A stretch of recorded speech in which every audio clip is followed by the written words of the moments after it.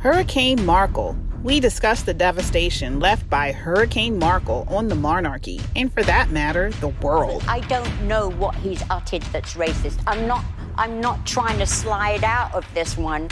Next, we take a look at the crime spree in Baltimore. What are the mayor and police commissioner doing to address it?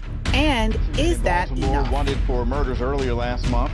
And another tragedy in the new year. A woman died from her injuries after a stabbing in West Baltimore early this morning. Now with little small children committing robberies, just like some new stuff that I'm not used to. I've never seen this before. Last week, we discussed State's Attorney Marilyn Mosby and other Rogue Prosecutors. That billionaire George Soros has been dumping into district attorney campaigns. Not exactly the most exciting. This week, we dig deeper into the attacks on Asian Americans in recent weeks and how these Rogue Prosecutors are using restorative justice as their reason for dismissing these attacks when the perpetrators aren't white.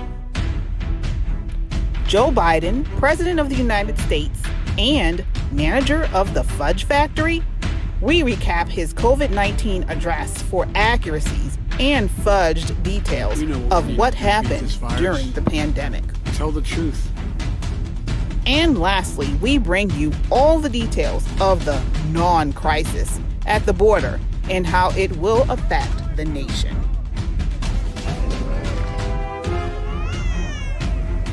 Operation unfolding right in front of us. Welcome to Pop and Politics, a show that highlights trending political news and pop culture. Each week, the ladies get together like girlfriends do to chat about the biggest local and national news stories. They all have varying backgrounds and personalities. One thing they share in common is they all lean on the conservative end of the political spectrum. Meet the ladies. KJ, T, Xandria, Shelly E, Hanalyn. Smart, edgy, and conservative. This is Pop and Politics. Let's get started.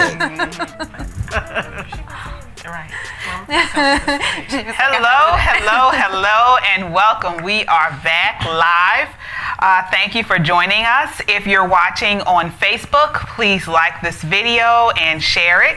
Also, comment. Tonight we are doing something new. So as you comment, we will be checking the page. T will be checking the page, and so she's going to be checking for your comments, and then some comments we will respond to. So you are the sixth guest tonight, and so we are looking forward to seeing that. Also, if you're watching on YouTube, please like this video and also subscribe. That is a way where you will find out when we post, when we go live, and then it also helps to make our content more visible. All right, so let's get to it. We have an action-packed night for you. So we are starting off, as you saw in the beginning, with the story surrounding Meghan Markle. So just to recap, in an interview with Oprah Winfrey that aired on CBS on March 7th, Meghan Markle and Prince Harry shared that the press treatment in the UK and the lack of support from the royal family pushed the former actress to the point of contemplating suicide. Markle also shared that she felt silenced during her time as a royal living in Britain and accused Britain's royal family of being worried about her son's skin color. Meghan also said on the program that her requests for medical attention were refused. In response to the interview, the royal family said it was saddened to learn of Markle and Prince Harry's challenges and would handle the issues raised, including those of race, privately. There's been a lot of fallout since then. I don't know if you guys have been following, but on The Talk, it's a show with Cheryl Underwood and Sharon Osbourne. She had a huge blow up. They had a huge argument. Now this show has actually been in hiatus. They've removed the show. Wow. I didn't even know about that. Yeah, they have removed the show. She is under, they're looking at review, right? Yeah. Sharon Osbourne. Piers Morgan came in. He's been Good Morning Britain. Right. He's on from Good Morning Britain.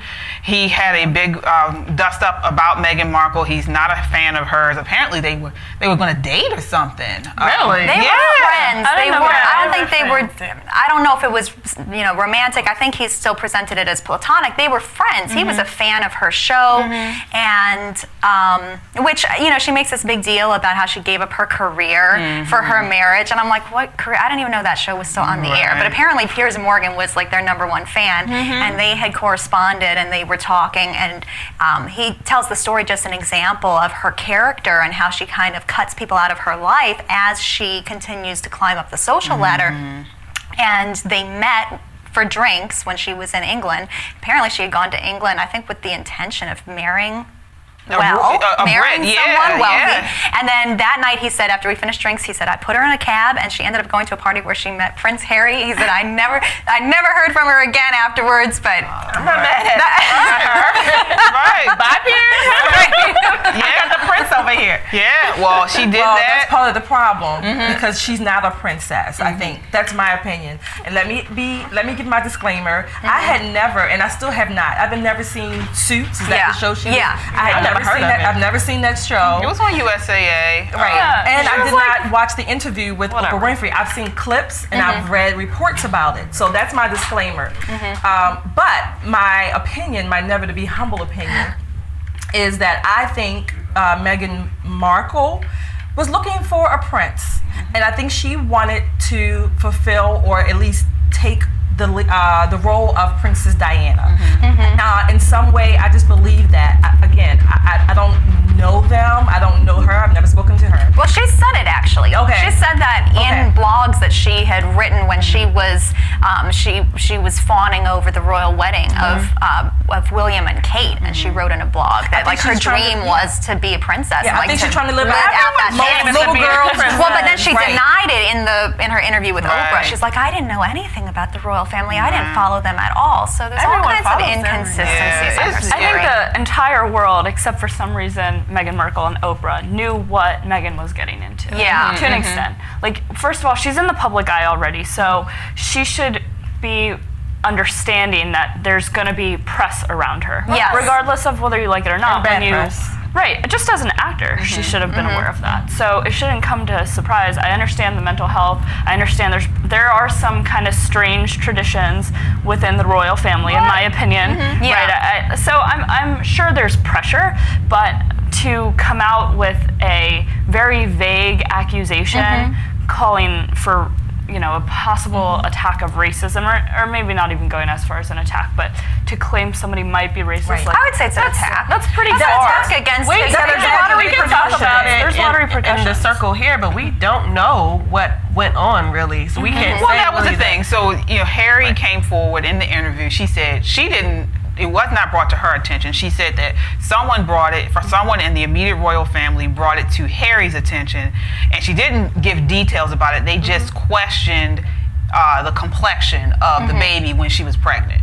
So we don't know. I don't know if it was It wasn't said it was We don't know if it was said maliciously. We don't know if it was said with curiosity. We don't know if it was an offhand comment. We don't know. It's just these vague, unsubstantiated claims. What's the problem claims. with that, though? Because I know even in the black community, I was going to say the same thing. When babies are born, we look at their ears to see how dark they're going to be. So what's the problem with the royal family? Idea of colorism is it's definitely in the black community. But what is the big deal? Why does this have to be an international blow up over this? My God, but the these family people matter. Right. These people are every comment that I've heard from the royal family always ends with Harry and Meghan are always loved, and they're always a welcome part of the family. And they're going to discuss or review or whatever, look into whatever these allegations are. My gosh, these are millionaires and a billionaire on TV claiming racism as their now victim mantle. I'm confused. Give me a break. Prince Charles walked her down the aisle. They welcomed her into the family, and the British press was lavishing praise on her.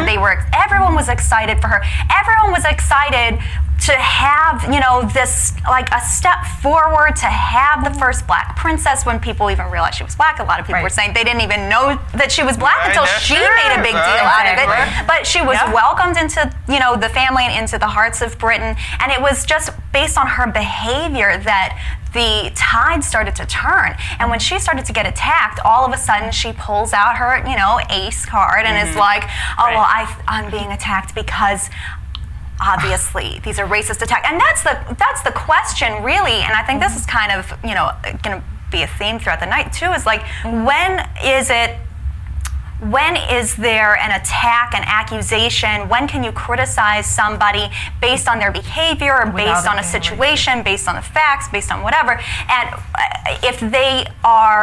if you're criticizing somebody who's black, we talked about this with the Marilyn Mosby IG investigation, where now they're accusing the Inspector General of being racist because of the fact that she issued this unfavorable report against Mosby. And the idea basically is that any time that you criticize somebody, if they're black, it is by default a racist attack, which means that you're then inoculated from any type of criticism. And not ad hominem attacks, but even criticism of your work or just what you're saying, not a personal attack. Like you said, you are being inoculated against that just because you are of color or people of color, whatever the verbiage is. Right. What did Sharon Osbourne say? Yeah, that's what I said. Sharon Osbourne said that that's why she was taking up for Pierce. So she said because Pierce, she asked him on the talk. She asked Cheryl Underwood. She was like, so what if he just didn't like her? Because they're saying that and he's been very clear. He's been saying, I don't like her. Right. And so they're saying that because he disagreed with what he said he did not believe her accusations. And maybe preface, many things in the interview nothing has been confirmed. Then there are some inconsistencies. One of those I'd like to bring up just quickly, that she made an accusation that the royal family said her son would not be a prince. And they said that he would not be a prince, and that was racist. They said and that wasn't the case. It's the lineage. No matter what color he was, he would not get the name. That's of just prince. true. Right. And how did Harry miss that? Well, so I have a People article that they were just kind of outlining, right? So they said, under current guidelines, grandchildren of the monarch are not princes or princesses except for the children of the eldest son of the Prince of Wales, which is why Prince William and Kate Middleton's children are Prince George, Prince Charlotte, Prince Louis. And then they said, it's possible Archie could receive the royal title later in life when his grandfather, Prince Charles, becomes king. In the event of Queen Elizabeth's death, the title of prince will automatically be given to him as the child of the son of the king. However, Meghan and Harry can also choose if they don't want him to have the title. Yeah. So it's just a false accusation. And that's what Pierce was saying. It's facts. Right. Yeah. He was saying. Well, and he said on the show, he said, this is not true. This is factually untrue. And the other presenter, the female presenter on the show who swings much more left, she said, well, it sounds like, Pierce, you're talking about the facts and Meghan's talking about her feelings. And what has come out, and every major media commentator, Don Lemon, every major media outlet, the LA Times, the guy that he had the dust up with, Alex Beresford on the show, what the party line is that you cannot question someone's lived experience. Well, that's you cannot question their saying. feelings. So if she felt she was a victim, she is a victim, whether or not the facts support it. That means her child, when he's born, right, he's going to grow up, because of the way Meghan is, he's going to grow up this privileged child thinking that he's a victim of racism and all these different things, when it will never be his reality. Well, Cheryl Underwood basically accused Sharon Osbourne of that, her lived experience, because Sharon Osbourne was defending her friend. Cheryl Underwood made it seem as though she did imply that Sharon Osbourne was being racist because she was attacking her Meghan Markle's black experience, basically. And Sharon Osbourne just kept saying, give me the facts. What did he actually say or do that was racist? And she kept giving it. It was a racist inquisition. It was a racist witch hunt, because look at all of the degrees of separation that we have here from the original alleged racist incident. You have a family matter, a family dispute. So even if, let's grant that there was some racial tension within the family, sure, you're integrating a family, you're integrating the monarchy of Britain, I'm sure there's going to be some tension, right? Regardless if you're integrating family. Yes. Let me into the family. That can be racist. Let me into the family. Right, but that's the thing. Let's say they said, Queen. Let's say they said something racist to her. Let's say there were incidents that made her uncomfortable, right? How privileged is she?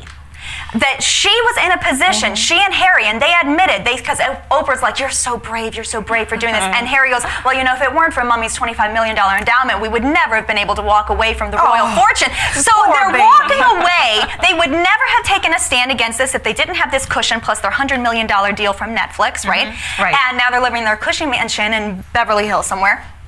But let's say there was something that happened within the family. You don't walk away and then air your dirty laundry and make these accusations publicly, especially when you're claiming you no longer want to be in the public eye. And now then you have, from that one accusation, now you have Piers Morgan who says, I don't buy it.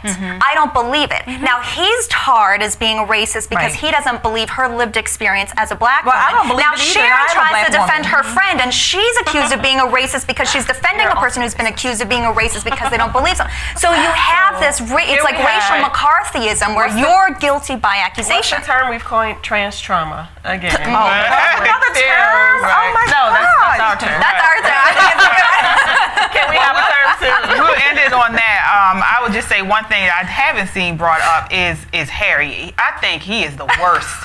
Because I just thought about, I put myself in a situation, and if something like this happened within my family, like let's say there was an accusation against my husband, I don't know, for something, I would never think to go and air out my family's, stuff on national TV. And he's trying to separate, and they're like, that's fine, you can go. And then he's complaining he's disappointed that he's not bringing any of that wealth with him when he's still getting And if this happened, why didn't he stand up for his wife? Why didn't he make sure she got the mental health support that she needed? He's on the board of mental health charities. Why didn't he make sure she had help? Like they're just blaming everybody else and not taking any personal I want to come to Harry's accountability. defense a little bit. I want to come to his No, defense he's a little beta bit. male. I don't. No, I want to come to his defense a little bit because I think from Harry's position, I think he wants to have access to his family, Meghan and his kids. Meghan wears the pants. I think because women very often control the kids, if you will, particularly if there's a split or divorce, separation. So I think he is in a position of, I'm not saying he doesn't love her. I don't know about their intimacy or their romantic feelings, but I think he is in a position of, if I don't support my wife, I could be divorced or separated and I won't see my kids. So I'm going to give him I'm going to defend him a little bit in that sense. And you know what? She would probably accuse him of being racist too if he tried to defend his family. He could even be protecting his wife. I wouldn't say that, call him a beta male. Maybe he's he can do all that, but why go on national TV? Because he's doing what I think, what she wants. That is, if he does not support her in this, if it doesn't even seem or appear that he's not supporting her, then he could very well lose access. Yeah, I think so. I'm going to give him a little pass. We'll leave it there. Royalty is a job, well, it's basically it's a job acting when as they her leave the agent job now in Hollywood. Yeah, we'll leave it there, but it's definitely something to watch. There's been all types of things that have evolved from this situation. It's a worldwide situation now, and we'll continue to follow it. So next we are moving on to what's going on in the what is it? Joe Biden? Is it Joe Biden? No. I think it was. Are we talking about crime? The crime. Sorry. The crime. So. Okay, so let's talk about crime in Baltimore. We're back on Baltimore again. A crime again, unfortunately. So this past week, Mayor Scott and the health commissioner and some other players introduced this new violence prevention framework and plan for Baltimore City. Wow. Yes. So we know that Baltimore City has been unfortunately having 300 plus murders for at least since 2015 annually. 300 plus of our citizens, our friends, family members. And so this new plan, this new prevention framework is just that. It's a framework. It's basically going to posit crime as a public health crisis, not a criminal framework. What does that mean? First, let's talk about what the public health approach is. The public health approach is basically measuring a problem, defining it, determining the causes or risk factors for whatever the problem may be, in this case crime, but then you're going to have to implement strategies to evaluate it. the American Journal of Public Health in 2008 added violence to the public health, what determines what a public health crisis is. So violence is now one of the metrics used to measure public health crises. So what's the problem with this framework? Last night and a couple days ago, I was reading through it. One of the problems that came across is that this framework is so convoluted. In my never to be humble opinion, it is a framework to get a lot of agencies together on paper, but there are no specific measurements of real crime reduction. Now they have all these goals, they have all of these different levels of what they may be looking for, more planning committees and more task force coming together, but in the end, there's no specific plan that reduces crime. What this plan, one of the things this plan focuses on is the recidivism. So already there's no plan in place to prevent the crime. It's looking at how you get the people back into the community, the criminals. Another problem with this plan that I've seen so far in my understanding is that it basically almost excludes the Baltimore Police Department. So this plan is focusing from on accountability or from the plan. It focuses on using what is now termed MONSE, the Mayor's Office of Neighborhood Safety and Engagement. So MONSE and the Baltimore Health Department with the Baltimore Health Commissioner is basically the two players, two coordinators in this plan. The public health part is going to be measured at the community level. In that, they're going to be implementing different types of meetings and community groups to come together to discuss and talk about ways that the plan is helping to prevent crime. This framework. It's more community policing, but again, when I was reading through this plan, the policing part of it was very scarce, if mentioned at all. Well, it kind of sounds like it's going off the of defunding that. the police thing? Yeah, defunding the police. Yeah, reimagine policing. Exactly. So they're talking about violence and how it's harming the overall health of the community. There's no focus on, again, crime being treated as crime. Yeah. It's talking about making the community safer, but from measurements such as the education, the percentage of people graduating from high school, maybe the percentage of people who are employed. Yeah. But nothing that I've read in this plan as it is right now mentions using the police as a critical and pivotal significant part of that crime control. Well, and that's just in line with this kind of softball approach that they've been taking, like you said, since 2015 and since, in particular, since Marilyn Mosby came into office, where they are refusing to prosecute, they are not treating crime as crime, and you've seen the ripple effects, you've seen the ramifications of it, and they've been devastating, and they have been deadly. Right. So going to your first point, you were saying that, so instead of really prevention, they're focusing on rehab. In a way, so how's to put it in a word. Program? So I those are some questions I have, and I wrote down some of my questions that I was left with. One of the questions was, again, what are the specific interventions to violence? How are we stopping the violence before we even get to reintroducing the criminals back into society? That was one question. If you look at it from a criminal approach, not this plan, just the criminal approach model. The criminal approach includes deterrence, retribution, incarceration, and then rehabilitation. This program or this framework, and again, it's just a framework right now, does not address that. It looks at violence as a public health issue. So they want to look at the social determinants to health, the economic factors, the education factors. So that is how they're treating it. One good thing, you may be surprised, one good thing that I think that this framework talks about is that it will have a database that lists crime by neighborhoods in Baltimore City. So that, I think, is an important part of this plan. It's not developed yet. The Baltimore Public Department of Health and MONSE are tasked with, particularly MONSE, they're tasked with putting together or getting this database to fruition so that residents in Baltimore City can see where the crime is happening. So I thought that's a significant, I think, an important part. But what this framework did not address is that once we know where the crime is happening, how are we going to then address that? Because it still does not address any part of this with the criminal or the police department focus having a part in this plan so far. We don't know. Do you really think people don't know where the crime is happening? Like, they know where the murders are taking place. They know which districts are the most on one side of the city. But if you're living in District 12 or you're living in District 7, like, you know that you're living in these, incredibly violent districts. You can go to Open Baltimore on the Baltimore Police Department, Baltimore Police Department website, and you can see where the crimes have taken place. I don't know if many people in Baltimore City actually do that. I think there are some people who do, but again, this is going to be at the neighborhood level. When they get this database and this website up. I think that's a good thing from this framework that is putting forth. I just think that this framework as it is right now is so misguided in that it does not incorporate a healthy critical response from the police department in this plan as it's written right now. Well, one thing about that you mentioned, it sounds like I've heard of those types of plans working in the long term.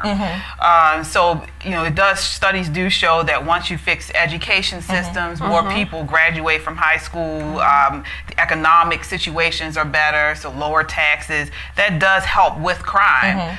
But right now, Baltimore City is in a crisis. Exactly. So what can we do right away to stem this crime? So that's when I would think you would have a heavier police presence. Right, because those things take a lot of time to integrate. Exactly. This plan does not mention that. It doesn't mention anything about prosecuting crimes or capturing the criminals, getting them off the street. And you just said a key word, Baltimore City is in a crisis. As of this month, March 2021, 55 people, as of yesterday, have been murdered in Baltimore City, and mostly by shootings.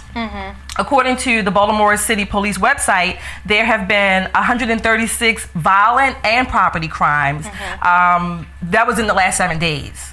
So that includes larcenies, shootings, things like that. But Baltimore City Police are trying to, collaborate with marshals, U.S. Marshals, and with the ATF to stem this tide of crime related to illegal guns and the drug violence, the gang violence in Baltimore City.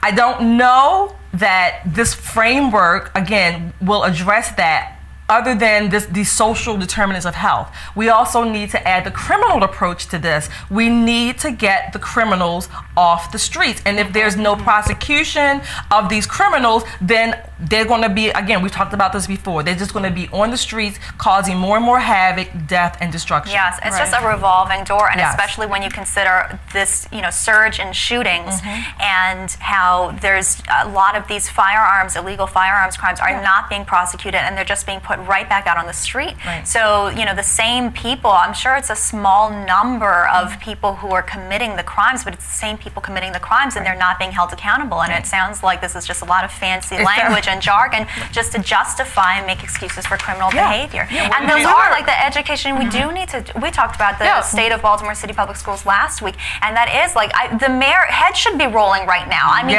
those school administrators should be fired.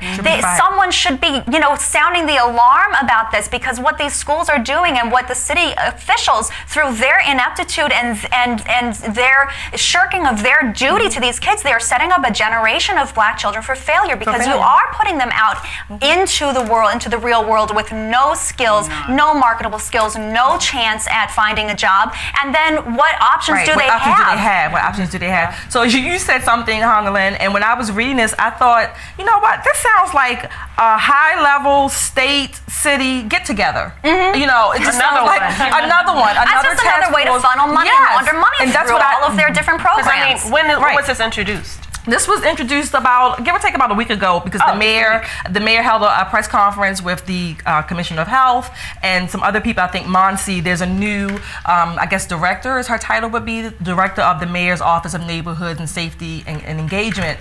But Baltimore, we need a viable plan to keep our residents alive, to offer them jobs, economic opportunities, educational opportunities. Yes. And this framework, again, it sounds good on paper. That's probably where it's going to stay. That's like a paper and in the office. Right. It's like a criminal local version of the Paris Climate Accord. You know? Yeah, it's not going to do anything. Yeah, all these things. But how much money are they getting for this? And how much COVID money are they? How many federal funds out of this $1.9 trillion they're putting are their they friends getting? into a seat to get paid. It's like, I mean, another. I mean, I hope these things work in the long term. I do, but to your point, the gun violence is happening now, and what they should really be doing, the police departments need the support.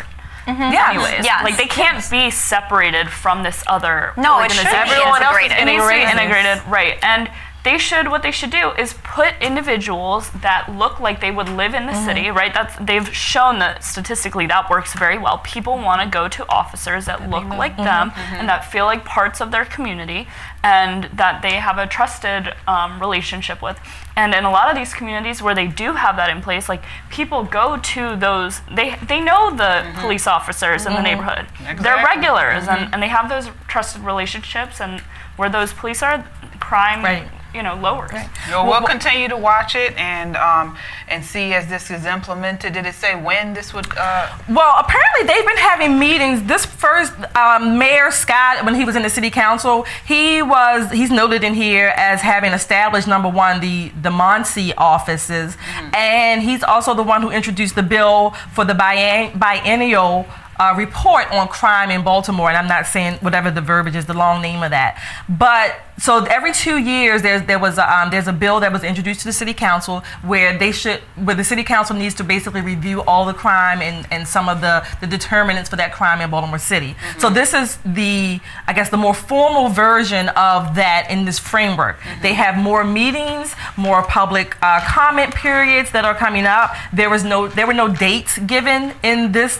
for the forthcoming meetings, and so citizens in Baltimore are just going to have to stay abreast of what's going on. Well, we will definitely continue to keep everyone abreast and follow this story and continue to look into the plan. So with crime goes hand in hand with, of course, the prosecutor's office. And so, Hanalyn, what do you have regarding that? Well, this picks up on our thread from last week about the Rogue Prosecutors, and I was looking into, when I was researching Marilyn Mosby's background, I was looking into some of the other rogue prosecutors that have been installed in cities around the country, and I was doing a little bit of reading into the district attorney in San Francisco now, who is one of these Soros-backed district attorneys, progressive activist prosecutors, and he actually, his story is very relevant in the wake of this surge in attacks against Asian Americans. So what's happening is this DA, his name is Ches Boudin, and he's the son of anti-war radicals who actually, his parents served prison time for felony murder during a 1981 bank heist. Wow. So he's been installed as one of these progressive prosecutors, and he's taking what he calls a restorative justice approach. So he is not prosecuting crimes if the perpetrators happen to be black, because he wants to reimagine the criminal justice system. Now, has he said that, or how do we? Yes. Oh yeah. So you have these two competing narratives coming into play, and you see that I call it woke twister because they always butt up against each other. The hierarchy. So you have one narrative is that there's an increase in hate crimes against Asian Americans, and the narrative that's being spun in the media is that the hate crimes are all being committed as a result of white nationalism and white supremacy. They're all like MAGA hat wearing Trump supporters going out and just, attacking, beating these poor, Asians on the head because Trump said the China virus, right? So in response to the murder of that one gentleman, Visha Ratanapakdi, he was killed in San Francisco. He was killed by a 19-year-old black male. And in response, they did a march against white nationalism. So because the solution doesn't match the problem. And yet, the man who killed him, his name is Antoine Watson. He's a 19-year-old.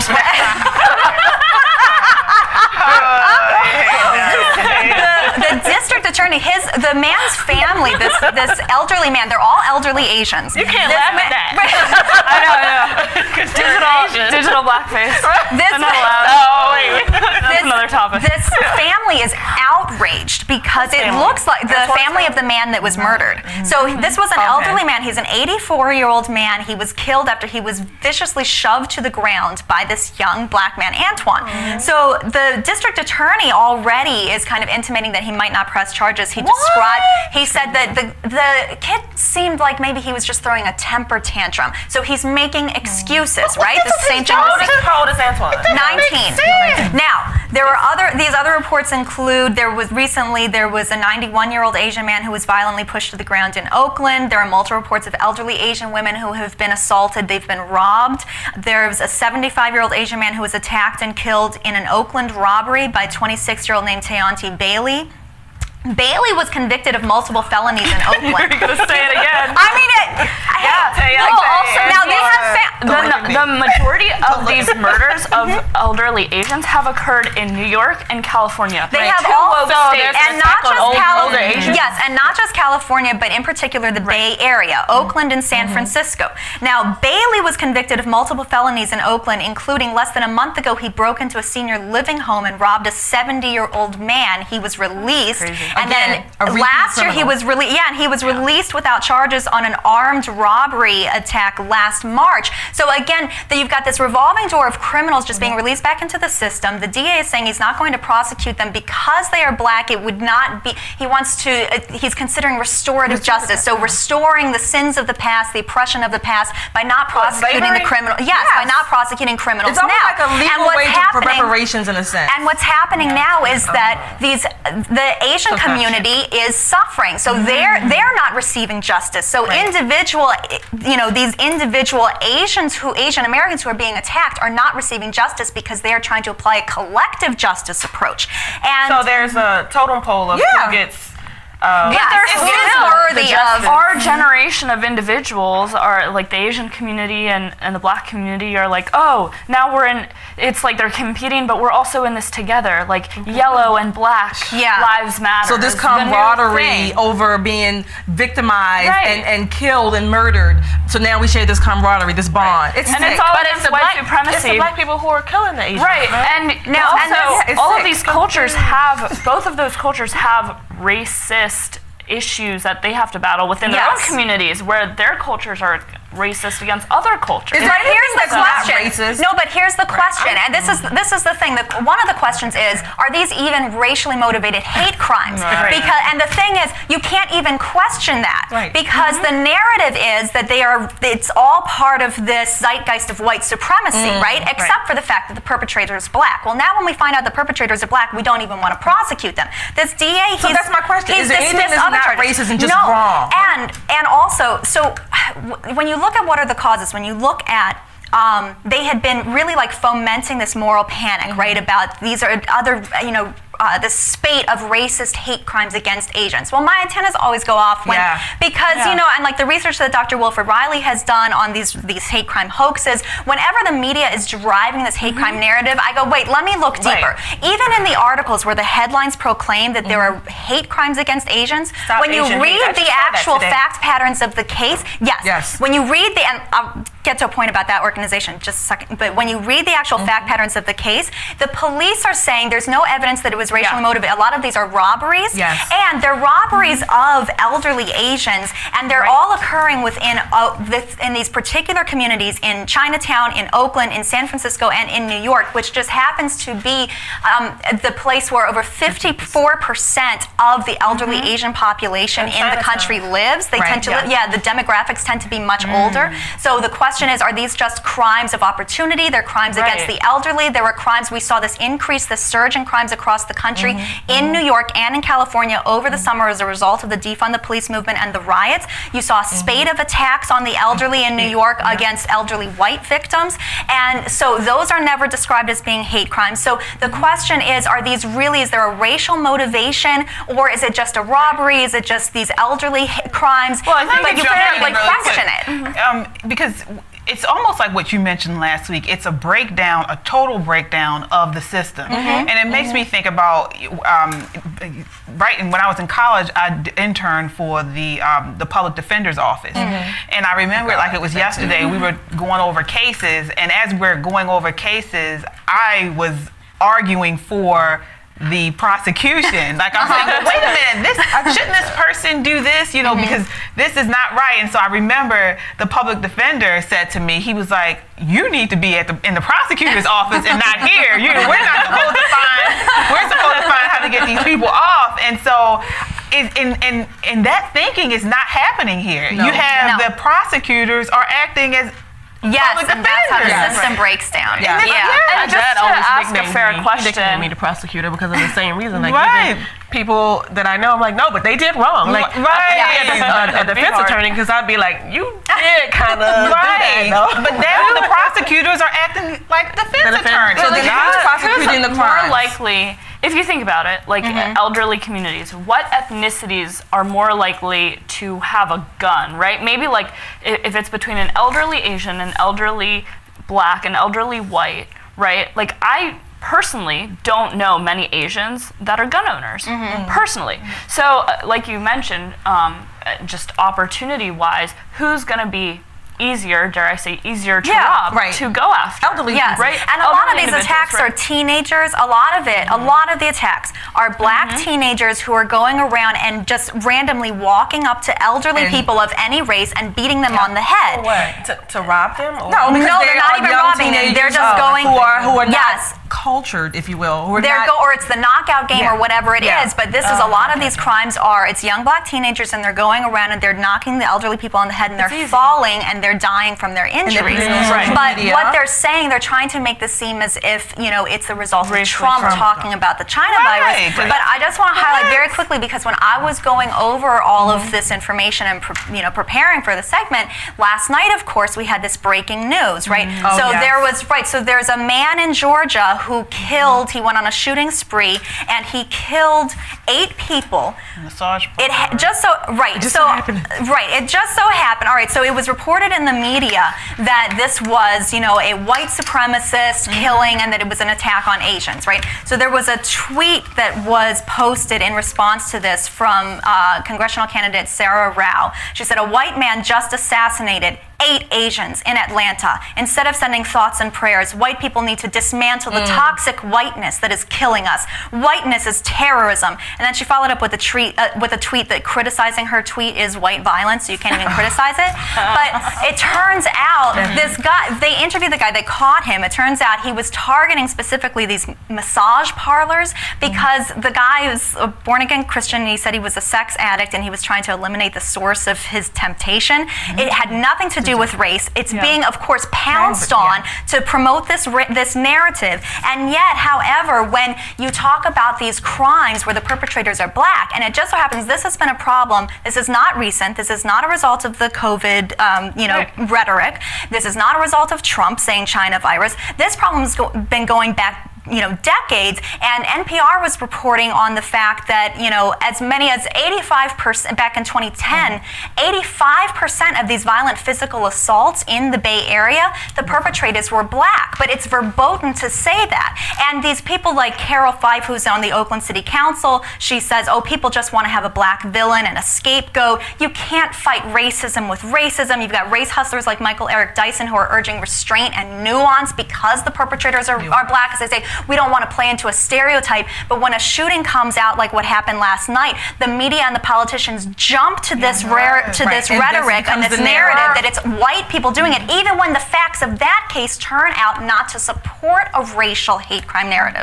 They're still going to twist it. Maybe we should make it clear, because someone says, what are you talking about? Apparently, they're not listening to the facts that you're spitting. So. They say, what are you talking about? She's talking about the facts. I'm talking about the fact that you have this vicious cycle that is repeating where justice is not being served for anyone. Because on the one hand, you have very real crimes that are taking place against elderly Asians, right? Well, against elderly people generally, but also some of these victims happen to be Asian. Like, for instance, out of the people who were killed last night, there was a white woman, a white man who was killed, and a Hispanic man who was shot. So it's, again, they're only highlighting the fact that Asian American women were killed because that fits the narrative. Right? But so you have real crimes taking place. You have these Asians in San Francisco and Oakland who are being attacked and who are being murdered. The people who are attacking them are not being held accountable because they are black, because of this restorative justice approach. You have people like Biden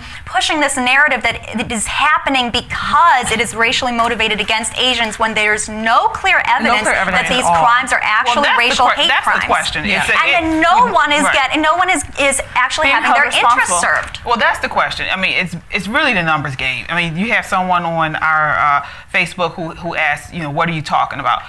The numbers do not lie. Right. So what we should do is just look at the numbers recently of these attacks. And is it something that's overwhelmingly affecting Asian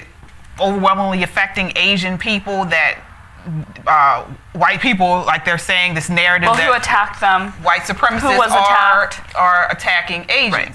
If not, then again, it's the media, and they're not being factual, true to the numbers. Well, people jump on the bandwagon of spurious correlations. Yes. Right, and that's what this is. So these individuals were not targeted because they were Asian. Right. They were targeted because, unfortunately, they were easy targets for the individuals, that wanted money or whatever. They might not have even intended to kill these people. A lot of these were robberies. Just rob, but unfortunately that was the end effect. So people are so quick to jump on the bandwagon of the next big headline. Right? Yes. We saw with the George Floyd cases where, white man kneels on black man's neck. Before anybody even has the details of the case, that is the first headline that was posted. So this is the same type of thing. People are just jumping on it. They're excited. They're emotional. They're not... We learn in school, don't make judgments based on when you're emotional. Don't have a conversation with your boss when you're emotional. Wait till you're calmed down and you have the facts and blah, blah, blah, blah, blah. Well, no one is waiting for the facts. No one is waiting for the facts. I remember the same thing happening with elderly black people. I think it was in Georgia like a few years ago. The teenagers would go and attack the older guy, and he died. It was an old guy who died, and he was in the community. He used to walk every day, and people were saying good things about him. So it's not really about race. It's about opportunities. Crime opportunities. Elderlies are easier targets for people that want to commit a crime than... And you have to call out the crime when it happens, no matter the race of the perpetrator or the race of the victim. That's true. And we'll end it on that and continue to follow this story. And really follow it. And one thing I'd like to say, just with the Rogue Prosecutors, I mean, you would think this would be investigated. We've already, we know that Marilyn Mosby has been given money by the Soros institution, and she appears to be a rogue prosecutor. I wonder if there's any type of investigation going on with this. The problem with it is that to put someone as a position of rogue prosecutor, the media hypes it up as if that's something that's a good thing. So the media sensationalizes it and makes it look as if these people are really just taking the black community, taking the law by storm, or trying to make right historical wrongs, when in actuality, when it gets down to, is that, again, poor people, poor communities are being significantly harmed. They're being terrorized. Yes, by the criminals that they're not prosecuting. Right, and we'll end it on that. But like you said, that is what I think is criminal. And the FBI or some type of investigation needs to be brought about this, because there are people that are victims because they are not prosecuting these crimes. But then they'll put it on systemic racism. I agree with you that these types of events or things need to be investigated. However, it's really difficult now because so many of our institutions are being run off of this critical race theory, this idea that the whole system basically needs to be thrown away and started over. So we have many people who are not courageous, who are not living up to the oath to protect and defend not just the American Constitution or America itself, but the people who are defenseless. All right. Next week, we'll move on to our pop flop of the week. So check this out.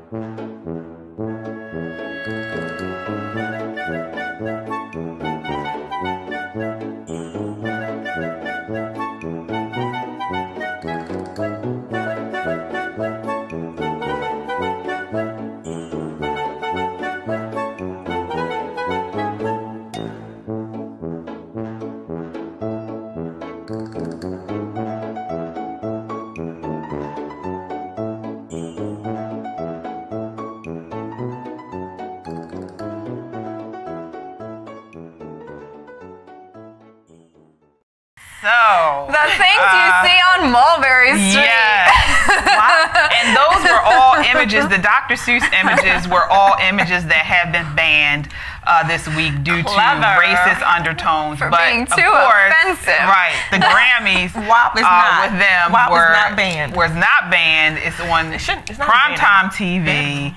You know, with kids can see it. I mean, would you guys want your children, your young kids seeing that? Was that? a lot. I mean, that was I thought I can just go and put some dollars in the screen. I mean, it's the same. Like nothing's different than going to the strip clubs. Like that was a lot. I feel like things used to be more classy, like enjoyable but classy. Right. Yeah, you know. Right. I mean, but think of the song. What else could they have done? The song and it's Meg Thee Stallion and Cardi B. Yeah. Well, Vox said it was Shakespearean. Oh, wow. Vox, the left-wing outlet, they said it was Shakespearean. It was on par with Shakespeare's King Lear. Well, it's flop of the week, bro. It's crazy, and that's why we chose it to be flop of the week. Yeah. It was a wop flop. Yeah, flop of the week. Exactly. Yes. Exactly. Yeah. So we will move on to Xandria. What do you have as far as Biden? Sure. So on March 11th, Biden gave his presidential address, started off with too late, right away. But 20 seconds into his speech, Biden was already lying. So he was like, a year ago today, we were met with a virus that was met with silence and spread and unchecked. So a year ago from March 11th was when the WHO, the World Health Organization, first formally declared that COVID was going to be a pandemic. And in reality, Trump had already started taking actions before this. Yeah. And really, starting in January 9th, they were already taking action, but on the 31st is when they first put the restrictions on traveling. It was level 4 warnings of, do not go to these particular areas. And then by March 26th, and again, he was talking about March 11th, by March 26th, Congress passed the CARES Act. Trump signed it into law. That gave $9.5 billion for vaccine development. Following that, April 16th, the HHS, they gave $483 million in funding for the Moderna vaccine. And then from there on, it just continued to go. And on May 15th, Trump formally declared Operations Warp Speed, but all the work had already started to occur prior to then. So for Biden to say, and he said it a few times, he said, where did he say it? Hold on. I have it right here. So he was like, 2 months ago, this country didn't have nearly enough vaccines to supply all or near all of the American public, but soon we will. And it's all his these idea. Things. Right. Like, I just don't understand. What Biden should be doing is saying, hey, Trump did a great job. He gets credit for the vaccine. No, he's never going to say that. Well, because now we're going to try to contract this. About him. Didn't Trump contract for 800 million doses of the vaccine, which is enough for 400 million people to be vaccinated, which is more than the population of the U.S. Yes. Yeah, 2 months ago, and I remember like it was this country yesterday didn't have when, nearly enough you know, vaccines what was a year supplied ago to when they vaccinate started talking all about this, around and Europe. all the Democrats were saying when Trump was closing the borders, they said he was xenophobic, Yes. you know, that he was, And that was the wrong thing to do. the wrong Yes. thing to do. They said, and come all on down to that stuff. Chinatown. Right. Even up until the end of February, CNN and other media outlets were running headlines saying COVID-19 is not, or because they're calling it coronavirus or Wuhan virus. They're saying coronavirus, back before that term was banned. Right. Coronavirus is not a pandemic, but racism is. Because they were saying it was racist So to you had even those talk parties. about your Right. concerns about it. You had the mayors or some of the government it's from officials China. in Because it's from Louisiana, China. New York, Louisiana, I think Pelosi, they had people come on here, come around here, have the parties. I think it was, I'm not sure if it was Mardi Gras in Louisiana at that time. Yes, but they had so Mardi you Gras. had government officials, even though President Trump had put the travel ban on and was trying to was taking measures, people know, he's wrong. We'll just come in here. It's no big deal. Come on and come down and party. It's ridiculous. The bottom line is this was an unprecedented crisis, pandemic. Yeah, it was a scandemic. So why can't they just say, you know what? In the early days, we didn't know what we were doing. Neither did the World Health Organization. No, when they were Fauci, especially. Right. Oh, and I thought Fauci. when we were talking, you described it so well. You were like his eulogy, right? Because he said the beginning and the end, they were paralleled. He almost said the same thing twice, talking about how devastating it was and the depression, and he was really trying to appeal to the emotion and all of that. And I get that. Well, and the fear. But it was He was really trying to bring out all these. Life is not the same, and you guys missed out on birthdays. He mentioned your first date, your this and that. But these were some of the key things that he was trying to make a point. Where I was like, lie. So he said, look, we know what we need to do, or look, we know what we need to do to beat this virus. Tell the truth. Follow the scientists and the scientists. Right. Then he also by telling the truth. Yeah. Okay. Right, exactly. So the first thing he's creating, his whole campaign was based off this idea of I'm telling the truth, I'm being transparent, I'm creating unity. Yeah. But everything he does and all of his actions leading up to this point were the opposite. And even now, he can't tell the truth. He didn't even once mention Trump as far as giving him credibility. That was he all only talks about him negatively. Right, and then his own advisors. So Andy Slavitt. He stated to Fox News on the 11th, "We're grateful for the work that came before us and are doing the best we can to continue and accelerate it." And then they asked him how he would, if he would tip his hat to Operation Warp Speed.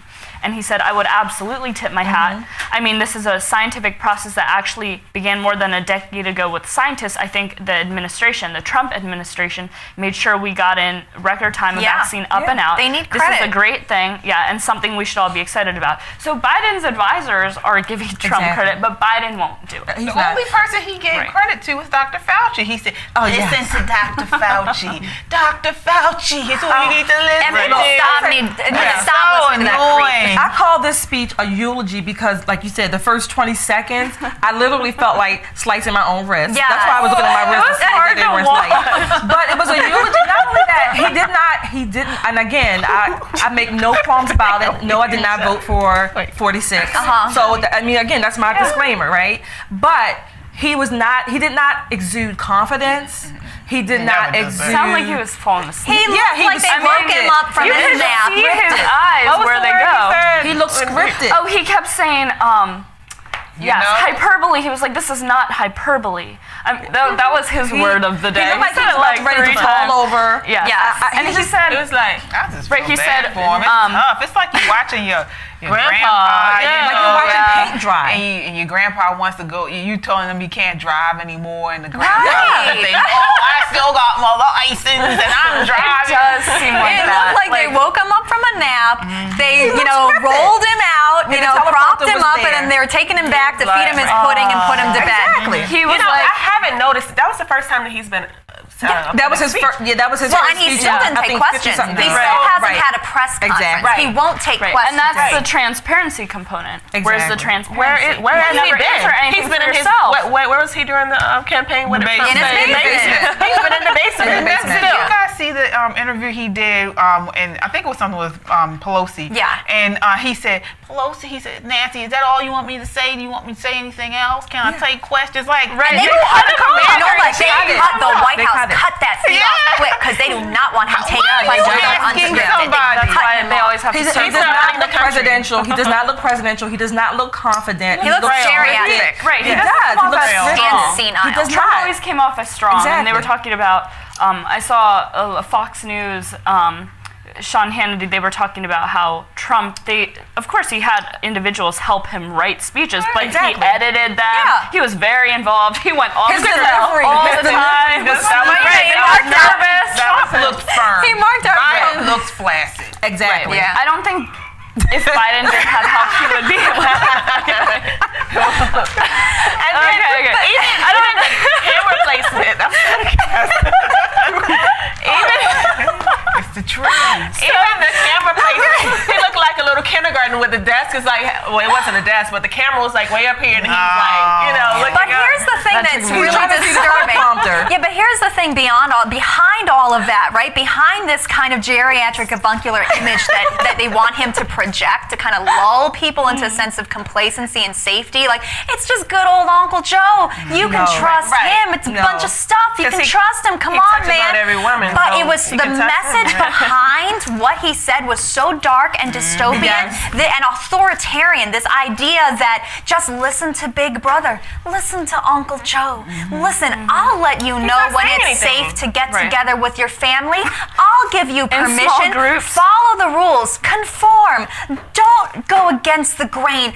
Don't express your independence. Don't express your rights as American citizens. Don't express your individual liberty. Stay indoors. I'm keeping the economy shut down. I'm keeping the kids in school. It actually was sickening to me when he talked about how these kids are suffering, and meanwhile he's basically in the pocket of the teachers union, and he's allowing them to just perpetrate this tragedy against these kids, this abuse of these children, and then he has the audacity to go on there and to feign empathy for what they're suffering. I don't even think he's feigning. I don't think he even knows what's going on. Yeah, I think he's just clueless. Yeah, to feign something means you have to at least know what's going on to take the opposite. I don't think Biden's running the show.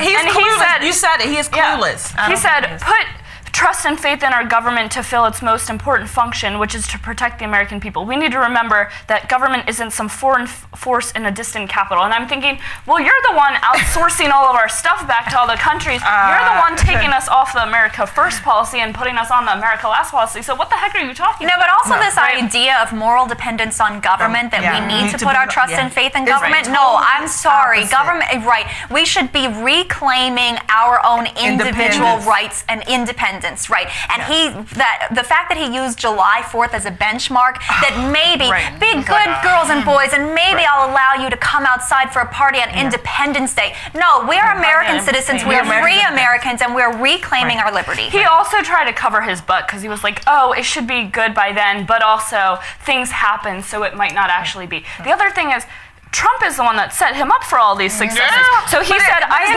it's not even his place or government's place to tell any American, unless you are a criminal, when you can assemble and associate with whomever you want freely. That is, like you said, it's authoritarian, and it's a dictatorial approach to, again, controlling the American people with this scamdemic of a virus. Okay, let me let you know, I do believe that the virus is real. I think our response to it has been utterly destructive. All right, and on that, we will have to end it there on this topic because we are running out of time. But we will definitely come back. Guys, I had a list of I went like line by line, and I was like, wow, I'm typing every line. Like everything he says is false. I know. But look, I hope they do continue to escalate what Trump put in place. I hope they are able to distribute all these vaccines and to accelerate it. And I hope people get together on 4th of July and any other day of the calendar that they want to. Okay, everybody's invited. But give to credit where not all of y'all. says, glad to hear you're taking on the issues. We need to spread word of your program across Baltimore. Keep up the great work. Thanks, Heather. Thank you, Heather. All right, so we are moving on to the border non-crisis. The border non-crisis. So you guys remember not too long after the inauguration, there was a caravan that came right away, straight from South America, and I guess they're starting to make their way here. They have been making their way here. Right on cue. Right on cue. Actually, there's a record number of unaccompanied migrant children that's coming across the borders from Mexico, most from Honduras and El Salvador. Actually, tens of thousands of immigrants who have encountered Border Patrol in recent weeks. More than 3,700 are in Customs and Border Protection custody as of last week. So they're coming, and they're coming, they're coming. This is a record number in 20 years, like the highest in 20 years that they've been coming since Uncle Joe said it was okay. And so even when he loves the kiddies, so just he loves the kiddies, but sure, might have another agenda. The women and the children who's coming more, but they said their news is reporting that in Honduras and these countries that Biden is allowing migrant women and children to enter the U.S. and he promised to make things better because he's such a nice guy. And so, which is he is so unaware. Problem, which is a problem because, we want to let everyone in because he's a nice guy. But anyway, Biden, he says that, they're going from a quote that he said he's going to work to undo the moral and national shame of the previous administration that ripped children from their families at the border. But now he's saying, don't come. Stay where you are in your communities. Now, because now it's too many. They can't keep up with the people that are coming. And there's devastation. There are more coming. There's more than they reported. Even there's more than 400,000 migrant children have crossed the U.S. border without their parents. Right. Right. So now we have to take care of kids that they don't have parents. A lot of them are being transported by coyotes and individuals. They're being human trafficked. Yes, and what about vaccinated? Are they being vaccinated?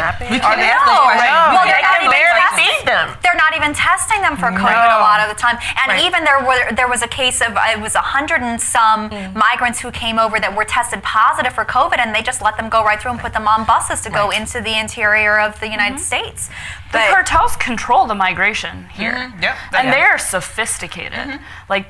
You don't really think about that. But to even ask questions makes us xenophobic or racist or incompassionate or whatever the other words are that are descriptive of that. When in reality, we still have Americans who cannot get vaccinated, if that's the case. We have Americans that we cannot take care of for various reasons.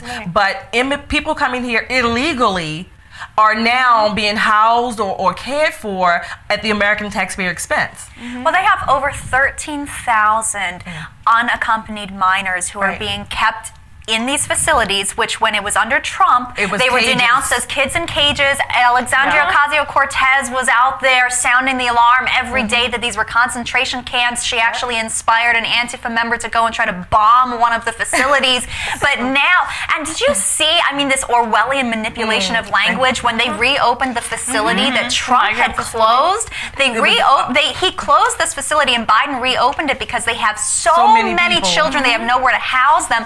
And the media reported it, what had been reported as kids in cages. Now they said, they called them soft-sided structures because they're putting them in tents. They're putting the kids in these tents, in basically tent cities. And you've got kids, holding structures and whatever. They have all these euphemisms for it now that it's under Biden. But there are reports coming out that these children are being kept in these horrific conditions. They are not being able to shower. They've been kept in the media. From Obama's administration. The media has been derelict because they're not reporting this because 46 and his administration, they don't want to make him look bad. The media is not challenging this lie or this narrative that these children are being housed in horrible conditions. But had that been President Trump, it would have been blared all day, every day. And the thing that is not being discussed is what happens when these massive amount of people, I think they said somewhere between 19 to 20,000 people are already here.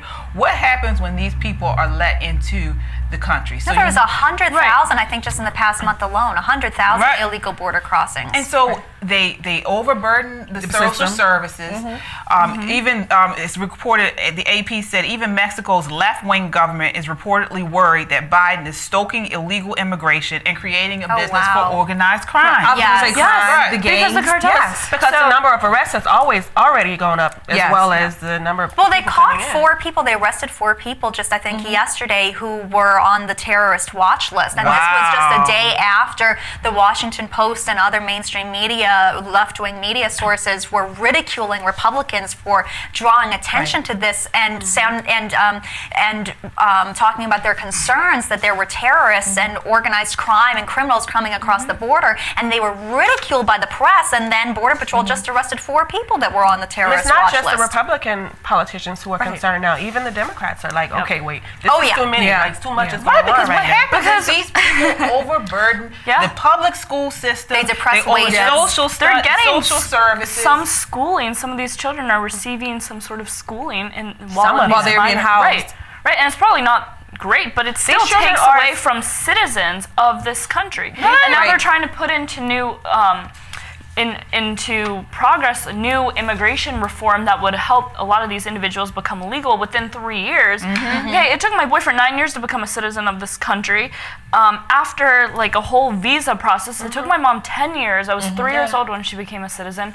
I'm all for expediting the process, but we have to have border security. Exactly. You can't have that. So why? Right. Why are the Democrats pushing this policy? You say 3 years? In time for the election. That's exactly it. They were passing Biden shirts to the illegal immigrants or the migrants at the border. It said, Biden got me here, something like that. Yeah, that's what they're doing. Yeah. They want to increase their demographics as far as their vote. And they want these kids to then start to vote for Democrat. And so that is the whole reason behind all of this. And this is part of this ideology, it's part of this left-wing ideology. And when we talked about Soros and what's his agenda and the Open Society Foundation that he's been using to funnel all this money into these elections, these local prosecutor elections.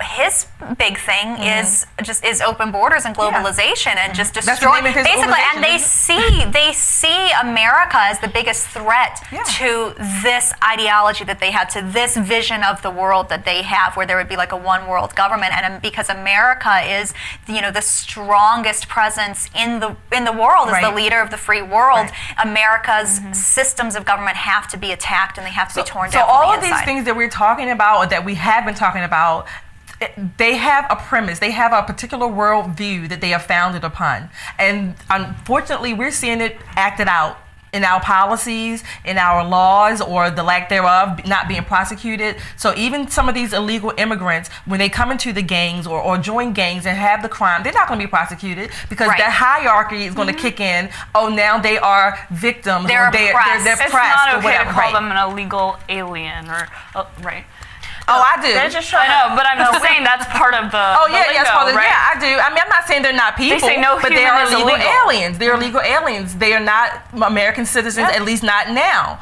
And so they are taxing our system. They're taxing all the institutions that, again, we have Americans who are not able to partake of whatever the needs are that they have, and our system is being taxed. I mean, and not prosecuting the crimes, not having jobs. These are just votes for the Democrat Party to continue this ideology, this worldview that America is the great Satan. And all they need to do is come and say they need amnesty. For them to have this idea that, the President of the United States is such a nice guy. No, we don't want our President of the United States to be looked at as such a nice guy. No, I don't. That's why, to be honest, that's why I didn't vote for Hillary, because I don't want a woman to be a president of this great nation. I'm sorry. That's a whole other thing. And no. Obama was a nice guy, right? Obama, people liked his personality. Go ahead, finish. Sorry. So, he's such a nice guy. I don't want us to look soft and naive. That's not. Right now, we look impotent. He's going to have a hard woman. I think we look impotent and flaccid. What's your word? Well, it's scary. It's very scary because what happens is you have these people that come over. It's not diverse. You know, it's all from one demographic. Most people don't have high school diplomas, so they're uneducated, and they fill up the schools. Then you have these leftist rich people, you know, these people who are you know, these tech people who all vote left within their walls. Yeah. Right? They don't have their kids going to public school. They have their They're private against security. charter school. And they don't have these immigrants in their backyard either. They, Our you know, they're countries in have- gated areas, and so they're secluded from the crime and things like that. I have a personal relationship with this. I know exactly in areas like D.C., what they call the barrio, areas like this, there's high crime. You have these people who come in, illegal immigrants come in, and they crash people's cars, and because they don't have their papers, they flee the scene. Right. All kinds There's of no stuff. insurance. No Right. insurance. Right. It taxes the system. And it only hurts the people who live in these communities that you're talking about, like we talked about earlier. Crime. I have a personal relationship with one of the crime victims, the young man that was just murdered a couple days ago. I know his mom. I remember when she was pregnant with him. And he's on this list of one of the young men being murdered in Baltimore City, just I think it was last Thursday.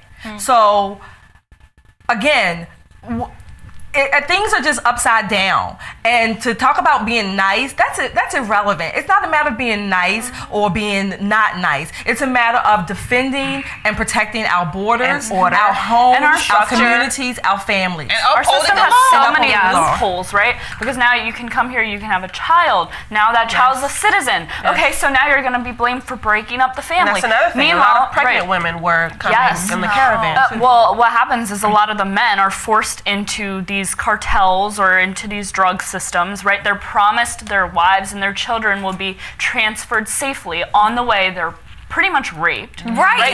Multiple times and by Trump multiple talked people. about that. When Trump talked about that in his speech when he was announcing his candidacy, and he said they're coming, they're sending their rapists, and I misunderstood it at the time too. I held that up as an example of Trump's racist rhetoric until I listened to the whole speech. And they're not sending all the best people here. And basically. because I didn't understand that he was actually talking about a real crisis, that these women are being sex trafficked, that they are being People raped by the coyotes that are bringing them and smuggling them They don't blood across. test to make sure that the person bringing the child over is their actual parent. Most of them are not. There was a 1-year-old child in this group of these 13,000 migrant children who are unaccompanied, who are being held in these facilities, as young as 1-year-old. How is that an unaccompanied minor? Someone was bringing that 1-year-old over. Someone was human trafficking this child. They just walked over. The 1-year-old didn't come across on his own with the caravan. So I think we should focus on, somebody should focus on making their country better so they can stay there. Instead of El Salvadoran president said that yesterday on Tucker Carlson. He interviewed the El Salvadoran president, and he basically said, the U.S. is getting high immigration. El Salvador is losing the people, and again, so it's not helping either country. Well, I did read about that where it said, when Mexico and these other countries that border are sending these people here, and what's happening is they know that they'll get social services, so they get all this social services, which frees up their money, and they're only making minimum wage, but they frees up their money, and then they send it back to Mexico, and that's how they're actually benefiting. Well, and then meanwhile, it depresses from every country they do that. The immigrants or the legal ones, as well as. And then it depresses the wages for people who are here, who are American citizens, especially for the lowest skilled and lowest wage workers. Right. And we have a problem right now. We're coming out of this COVID crisis where our economy has been shut down, and we had record levels of unemployment, which now, thank God, as the government is allowing the economy to reopen, we're rebounding, but unemployment is still higher than it was, before the pandemic, and we're bringing in, just waves of unskilled workers who are going to be working illegally under the table. And not to mention the mandated minimum wage. So employers are not going to be able to hire people at those higher minimum wages. Exactly. So they're going to hire immigrants or unskilled laborers. So you're going to see unemployment for Americans go up, and it's going to be Black and Hispanic citizens that are hit the worst with that. Yeah. So there was a Pinal County, Arizona sheriff. He told KTAR News he was like, if you care about human rights, it shouldn't matter whether you're a Democrat, Republican, Independent. You should absolutely care about border security because the cartel is abusing these people's rights. Yes. He had said that the cartels are sophisticated. They have surveillance of law enforcement on the interstate. He said this has grown worse since President Joe Biden took office. Yes. We dealt with it under President Trump too, but President Trump was working hard to combat it. He was trying to fix the problem, but that's all been undone immediately, and the numbers are proof of that. Yeah, even Texas Governor Greg Abbott said these sites are a direct result of President Biden's reckless, open border policies that are causing a surge in border crossings and cartel activity. The administration has yet to provide answers to that Texans deserve. How long will these children be here? What countries have they come from, and what COVID variants have they been exposed to? Like it's a crisis within a pandemic. How worse can it be? I mean, they shut down our economy because of COVID, and Biden's telling us maybe we'll be able to get together for 4th of July, but the borders are open. And they also said a lot are bringing like more dangerous fentanyl, methamphetamine, all these new drugs, which are not going to help people as they're combating depression from COVID. We've seen this surge in suicides and drug overdoses during the pandemic. And now these checks coming out. $1,400. Right? How much money are we going to spend on the environmental bills? I mean, these checks coming out, you can tell. I mean, you go through the city, and on days when it's checks, everybody's leaning. So I didn't know that people who they're leaning. I didn't know that people who are in disability, they could get a stimulus check. Say that again. The people on disability and SSI, they get stimulus checks. Oh yeah, they will. Well, he gave it to everybody. Whether you missed the time from jobs, it's supposed to be means tested. It should be targeted to people who lost their jobs or suffer financial hardship because of the pandemic. And everybody, I got it. I shouldn't have it. I didn't lose my job, thank God. I was very blessed during the pandemic. I should not have it. I'm not going to give it back, but that money's already in there. Did you know that New York is getting $100 billion from this stimulus money?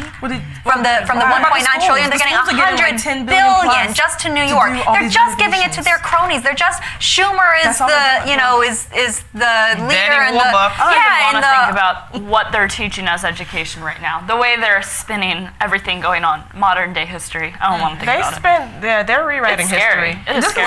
We're not going to have any statutes. We're not going to. Well, that's a whole other story. Yeah, but we'll continue to monitor this and all the stories that we've discussed today. We do have to wrap up at this time. I hope you guys commented on our social media. Just like, we will respond to that. We're going to continue to look at that and respond to your social media comments. All right. So again, thank you for hanging out with us. Until next week, God bless you and live a life of purpose. Good night.